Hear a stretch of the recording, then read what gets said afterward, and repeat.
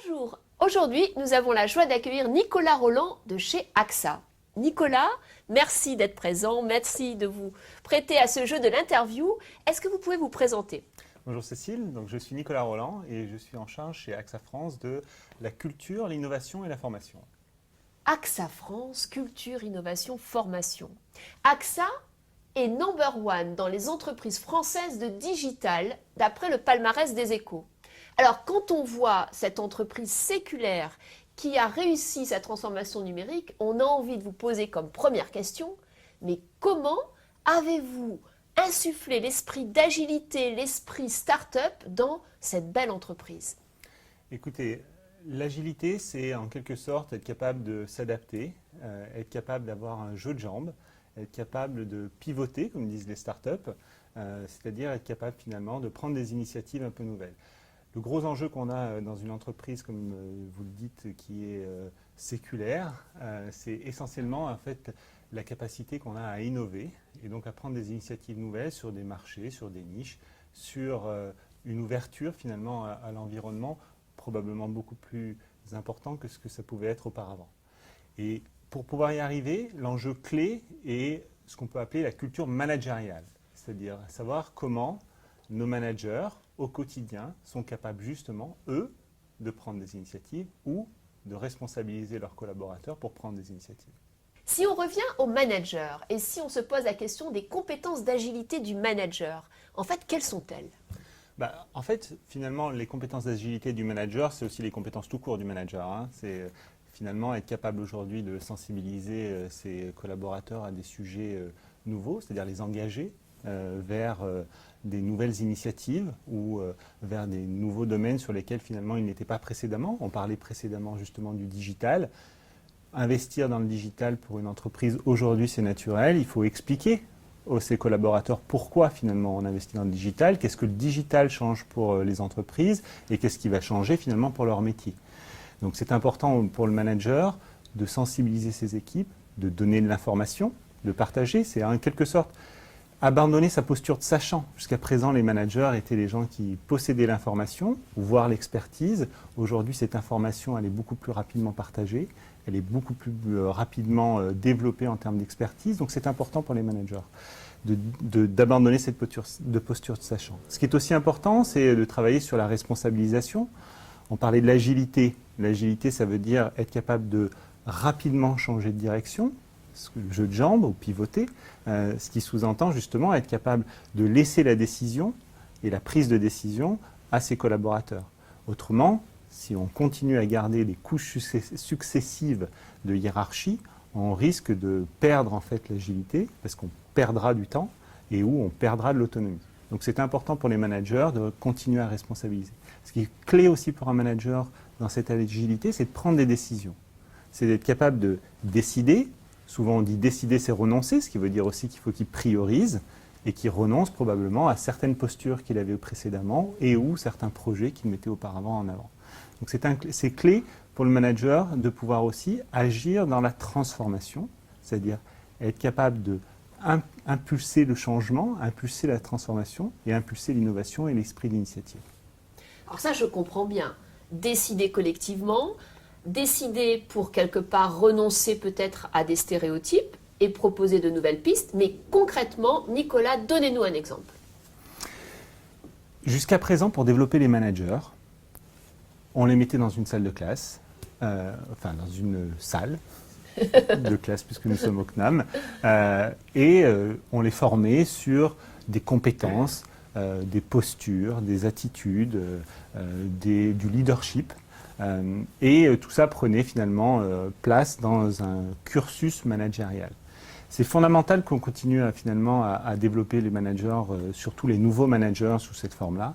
Ce qui est clé pour nous aujourd'hui, ce qui change fondamentalement pour faciliter l'agilité, c'est de leur apporter les solutions. C'est d'être au plus près des managers au quotidien. Et pour cela, chez AXA France, on a créé un dispositif qu'on appelle Expérience Manager et qui permet en fait aux managers, au quotidien, sur des problématiques qui sont les siennes, c'est-à-dire des problématiques managériales, de pouvoir trouver des solutions, des pratiques, des pairs avec qui il va pouvoir échanger et qui sont justement des solutions concrètes pour leurs problèmes au quotidien, problématiques plutôt au quotidien.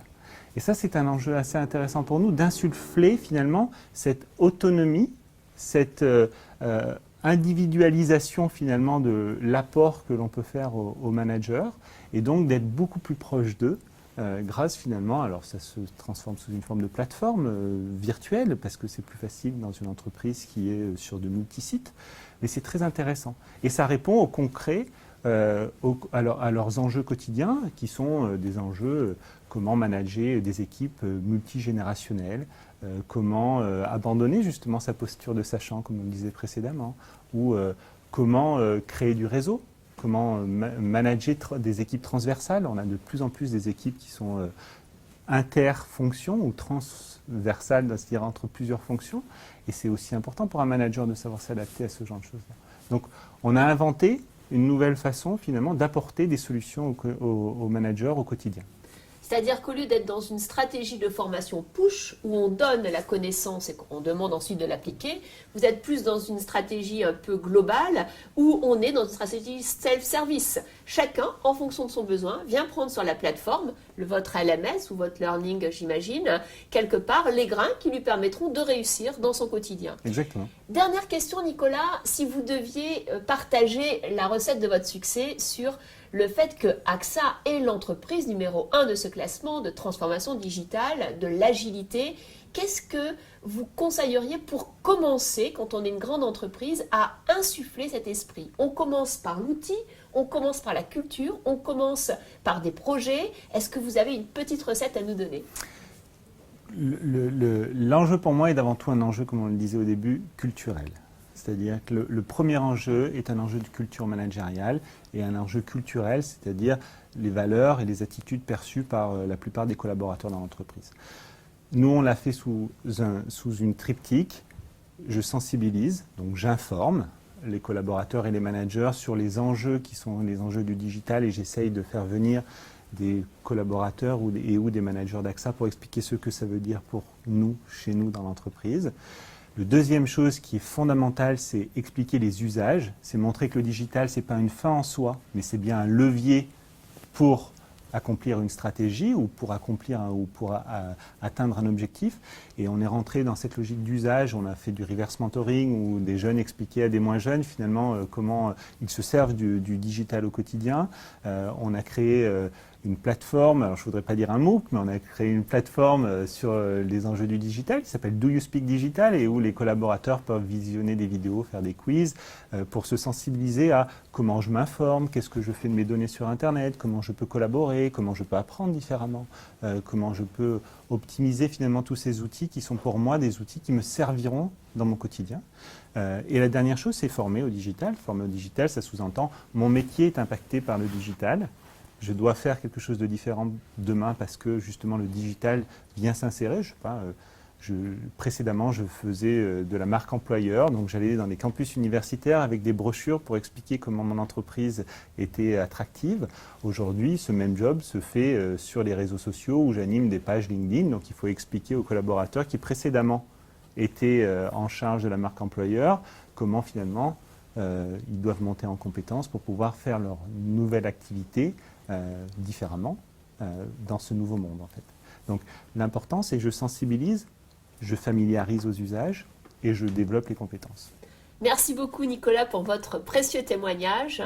Donc que retenir de cette intervention? D'abord que c'est possible, on peut être une grande entreprise avec cet état d'esprit digital et cette volonté d'accompagner le plus grand monde dans la transformation de l'agilité. Ce que nous dit Nicolas, c'est d'abord, il faut sensibiliser pour expliquer.